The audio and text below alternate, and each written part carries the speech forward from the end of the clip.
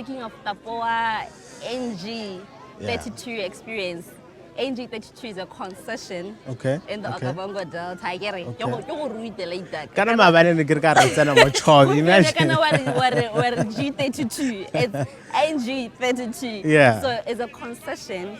More Delta ring. We are currently in the Okavango Delta. I'm loving it. I'm enjoying it. Yeah, it's my first time here experiencing this Tapyowa. Yes, this kind of an event, and I'm very glad to be a part of it. You know, as in like the whole process of putting it together. So it's exciting to see people so happy being here and also having you today in the Okavango Delta. My first time to be in the Okavango Delta, and I'm learning a lot. You know, the Okavango Delta that we know, on TV, and you're seeing the animals and that view from above, the water, the number 8. Exactly.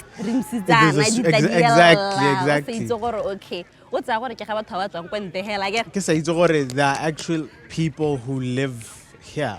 So it is really a good experience for me. Being here for the first time, people actually survive off of these waters. This is their daily life. This is what people come all the way to pay for, and they pay for the wildlife here, the wilderness and all that. We want them also to pay for the cultural experience. Xaxaba is one of the 6 villages. More NG32.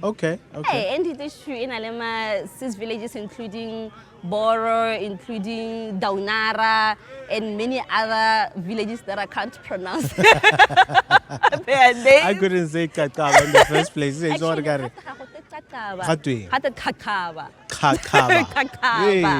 Okay. So wait, let's do it right. Xaxaba. Yeah, it's Xaxaba. Xaxaba. So it's not even a Q, but it sounds like between an X and a Q. So you what language is it? This is Yei. Oh, okay. Yes, just like Tapyowa. Tapyowa is Yei. Tapyowa. We say Tapyowa because it's Tapyowa. In Kalanga we say Tapyowa. You know how beautiful language is. Yeah. You say Tapyowa, you meet it here and say, but it sounds like my language Kalanga. I'm Kalanga by the way. So Rihilwe makhobo-khobo. Okay. So Rihilwe makhobo-khobo a makhobo-khobo a ke a rona a re a filweng ke Modimo a re nna mo go one. Come and see gore re tshela jang ya ka re tile go ba bona jana, showcasing their culture, showcasing what they live. This is their daily lives. Gore ba khone go cross it from one village to another. Ba dirisa ona mokoro. But tell me, how do they survive economically? Madi, the business in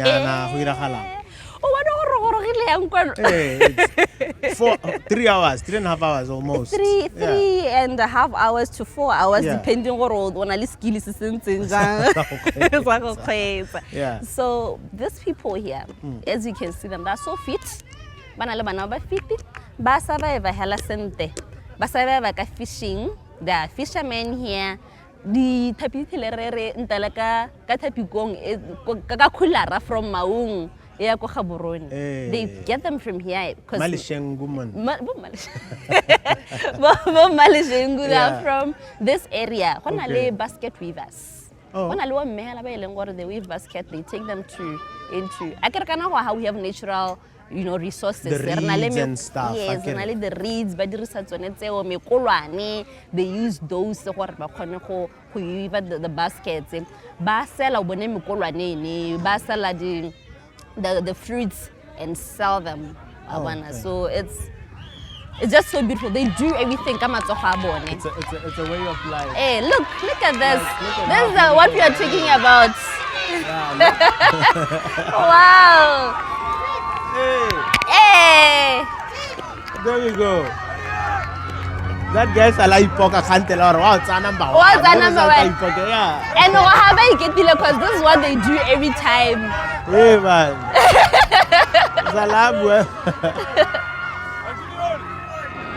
Salai poker the guy watching or raising again. Like our number one. And looks like he made it.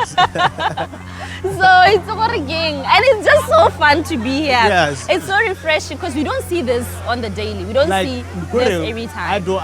I'm lost for words. Because my emotions and just being here is just a beautiful thing. Yeah. I was 2 years old. The pole. Oh, when I'm doing some events and all that. Like, I didn't know what Nkashi. Well, I saw the Nkashi documentary. Oh, yes, but yes. But Nkashi is the actual They were pole. actually documenting the polars, polling. yeah. Yes, these pollers the Nkashi ya ka ba polan. Lone le go lone le ba letsang ba ke lone Nkashi. Do you have an idea for the from which tree? You know what? I have to find out what is safe. I'm also here to learn. I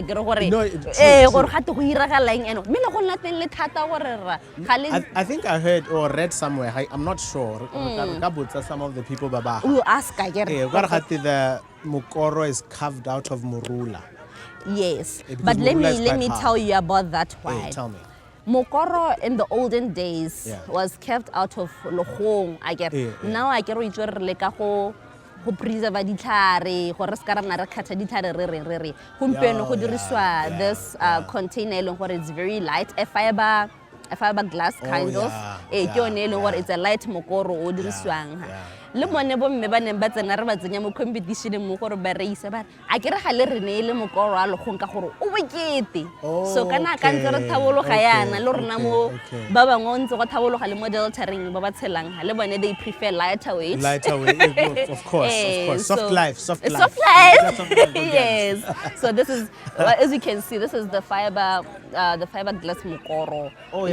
It makes it a lot more effortless. Yes, especially now that re mo nakong ya drought wa bona ga rena metsi a mantsi a kana re solofetse. Usually by this time go hanga go coverule ke metsi last year no hana go coverule ka metsi and go le gonte so because metsi anong a hokotsega we need this lighter one for easier movement because they move with this mokoro between villages. Mo 32 ha go gona le metsi go flood and that's how they check on each other. That's how they maintain social relations. I get it. So how about healthcare? Like I've got background in healthcare. I want get on my day-to-day job. Yeah. How do they access healthcare? Bono gore a gere ga re tsanaha gona le di health posts. Okay. Where and also the NG32 concession is managed by Okavango Mokoro Community Trust. OKMCT. OKMCT. I've been seeing a lot of OKMCT everywhere. OKMCT. They are doing a wonderful job. They are doing their best. You know, they are trying by all means to supply the people living in the concession with all their needs they need. If they come, they pick them here, by lesson. If someone is sick, they call. I don't know how to network, but there are those phones that they use to call. OKMCT comes, and one about to buy longer than base here, about OKMCT. Buy longer they communicate with the head office. Baba later, what was waka chopara, hello, what you want to hateletwing, wa issue of hospitaling. The trust manages everything. The trust helps everyone in the concessioning. So tell us about the talking. Happen more concessioning. Kona le di lodge I get. Udi bonor kiri lodge. Camps. The kiri camp it's in NG32. Belmont is in here. Lodges of Botswana just behind us. They are in here. So these people also they have the corporate social responsibility to help people living in the Delta, to help people in the same concession. But do they actually push it? They do. CSR like. Yeah, they do in a way that issue if something is happening because this one is closer to Xaxaba. The lodges of Botswana, they are the first to assist. They can't get hold of the trust that side. No, that's beautiful. You know, one thing that has been very apparent for me, the wildlife. Yeah. Like Pakela Haritsenaha, just taking a walk around, Hakerimatlo, Tokyo. How, guys? It's, you know, yeah. Yeah. But these people are very special people. The people living in the Okavango Delta. The place is very special. Yes. How do I have a conversation? Because it's just so special. Yeah. The people living in the Okavango Delta are very special. Yeah. And they make the Delta what it is. Okay. The Delta, like I said before, is not about the phologolo hela, the wild animals and all that. The people living it make it. They are the ones by saving this place. It's them also taking care of this. I lost my thoughts. We were talking about, but I just carry away when I talk of the people. When you talk living. about how special they are. Yeah, you know. But I've experienced what you've just experienced, where mahokwa ahelang. You know. But I want to talk about the wildlife, the human-wildlife interaction. Yeah. Now so how do they manage? How do they avoid casualties? And some were born here and they go and come back. Yeah. And they still they're part of the fabric. Yes. There's no how because they were born in this ground, they were born in this soil. I get it. They are aware those stories they tell already when I'm on Facebook crocodile, they are real. They are so real. They know what a phologolo behavior jang. How can I distance myself from this phologolo? Let me stay away from it. They know. Many phologolo kana ban namo go tsone. Koha is a settlement. I get. Yesterday, this one is for real, hey? There was phologolo. Hey. We even joked, but I think today. There was a phologolo, it was scratching someone's chest. Really? Then because I've been with them, they taught me calmness. And as you can see, these people are calm. Yeah, they are just relaxed. They are so relaxed, they're so calm. That's how they live them. They just and there's nothing that they can do because this is their roots. Their roots are here. This is everything of them is here. So. You and I have been to Tanzania before. Remember? Yeah, our trip was amazing. Couple of years ago. Mpulelele, can you compare the Delta to any place that you've been to? Dude, I've been around the world. We've been to TZ together. We've been to many places in the whole world where I've traveled by myself. We've traveled also. Tell you what, there is no place. No place like Botswana. No right? place like Botswana. No place like Botswana. Botswana is so the tourism of Botswana. Go to the Okavango Delta. It's so authentic. 100%. Untouched. 100%. Untouched. This where and you saw how many people. There are less than 300 people staying in this area. Everything is so pure. Everything is untouched. Everything is as natural as it can be. Plus the fact that to get here is such a drive and a half. To get here, it keeps the purity of the place, right? It is. So we are talking low volume, high value. High value, yes. So the volumes coming into the Delta, they're not that much, and we would want to keep it that way because Botswana, okay. Tanzania, everybody everywhere, the tourism is flagged by people. Now we still have that opportunity to tourism. Maybe the whole reason why we are here really this Tapyowa experience, NG32 experience, enjoy the Delta. Come to the Okavango Delta. This is where people are. In the Okavango Delta, it means that like it's a day and you still I'm here. I've got something to write home about. Yes. No, this is not for only the white people, but it aches my heart to know that there are people in Botswana who have never set their foot, even in Maung, we have never set their foot in the Delta because they think, one, it's expensive and all that. There's some truth to it, but as a local, after COVID, you know what happened. Again, we then had special prices for the locals. For locals, we don't yes, pay yes. thousands of dollars like other people do. Yes, We just pay our normal pula rates. Yes.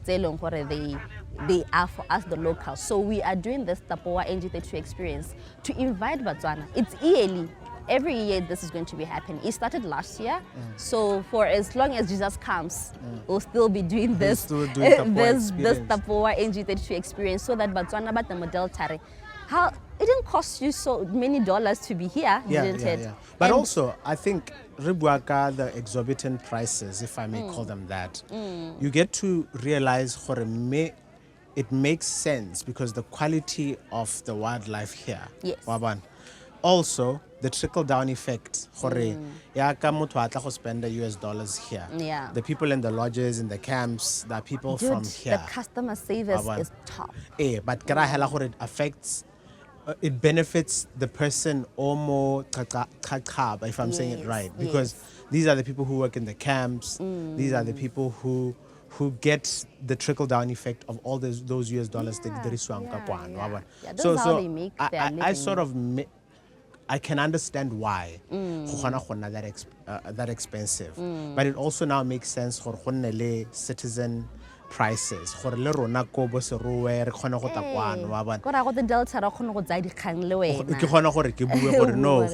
but people dance, the reeds. I loved the reed dance. This our culture, it's 100%. So diverse. You know, every ethnic group in NnaLeWena binang ka teng, NnaLeWena ba itsayang ka teng. And right here, it's totally different from what we see. 100%. I felt dance easy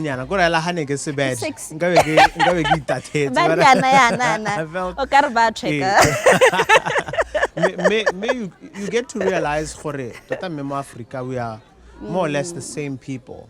Yeah. I've experienced people Limpopo dancing a similar sort of dance. And I learned the people who settled Kubu then went to Mapumbugwe in Limpopo.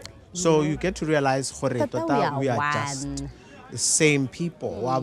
And I think these conversations are important because you get to talk to other people and make them realize no need for xenophobia, no need for this. We're just one people. One time I was in Mozambique. Yeah, and I could hear them because the Bantu language is so beautiful. I'm here now in the Delta. Some of the things I can hear, I can pick what they are saying because of my Kalanga, you know, and also it's just the same hella in everywhere we go. It shows what as Africans, speaking to what you're saying, we are one. We visit each other in different countries. We can also come to here to Botswana and enjoy this experience that we see these people here. But actually, they're people who live with people live with animals. This is what the people coexisting with the animals. If you have never seen it, it's happening right here in the Delta. But you know what scares me? Like this water comes all the way from Angola, From right? Angola, From the highlands of Angola. It trickles down. Then you have the Okavango River, then it gets into the Delta. Climate change, now it scares me. How there was water last year, and now it's so dry. Does it not scare you? It's buwe. I'm in the travel and tourism industry. Yes. We are the first to be hit by anything that's happening.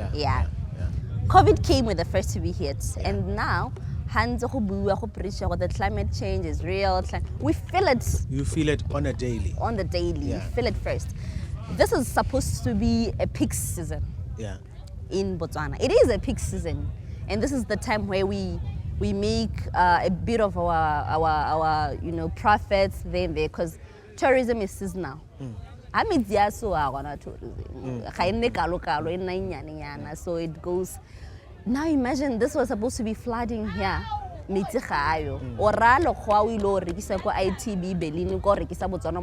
what? May, June, July, it will be flooding. Animals will be everywhere. They'll be coming directly to to your tent. You don't need to be going searching them far. And they do their research. They find no, that's not happening. So we are losing on, income coming here into Botswana, because tourism is the second industrial what brings in money in Botswana. So economy, climate change, when you're talking about it, it hits us everything. Hello, from our family. Otherwise, this is my business that I'm doing. For me, my bread and butter. For me, what I want to get your school on it's tourism. But